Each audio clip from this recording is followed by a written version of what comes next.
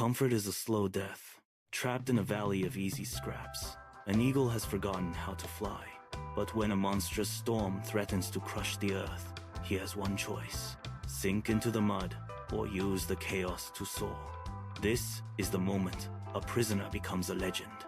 The valley was a cradle of comfort, a place where time seemed to slow. For months, the eagle perched on low rocks, his once mighty wings growing heavy. He spent his days pecking at easy scraps, the sharp air of peaks becoming a memory.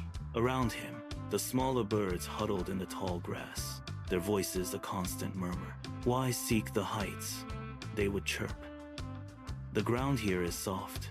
The eagle would nod, his golden gaze fixed on the distant horizon. His spirit was slumbering in the shadows of the lowlands. One Tuesday, the atmosphere shifted.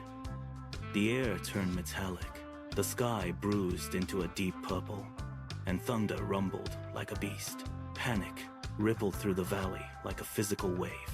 "Stay low," they shrieked. "The storm will crush everything." The eagle stood alone on a jagged outcrop, feeling the sting of rain. His heart hammered against his ribs, a frantic, rhythmic doubt. He looked at the swirling wall of chaos ahead, then back at the shadows. The wind whipped his feathers into a frenzy. He took a half step back, then he stopped. He locked his gaze on the turbulent center. With a sharp cry that cut through thunder, he lunged into the void. The moment he left the rock, the gale slammed into him. He was a prisoner of the air, falling toward the jagged earth. Rain lashed his eyes, and the pressure threatened to snap his bones. He plummeted, the ground rushing up to meet him in a blur. Instead, he gritted his beak and forced his wings wide.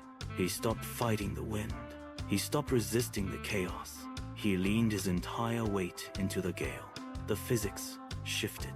The storm, once a hammer meant to crush him, became a lever. With every terrifying gust, he climbed higher. The thunder roared, but he used the vibration to steady his flight.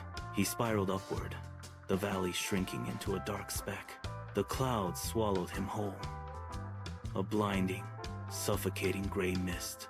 He flew through the heart of the monster, pushing against the weight, until his muscles burned with a holy fire. Then, silence.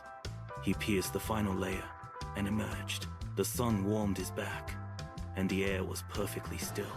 Below him, the storm continued to rage, a sea of angry clouds. The wind he feared was the only force capable of lifting him. He was no longer a bird of the valley. He was a son of the sun.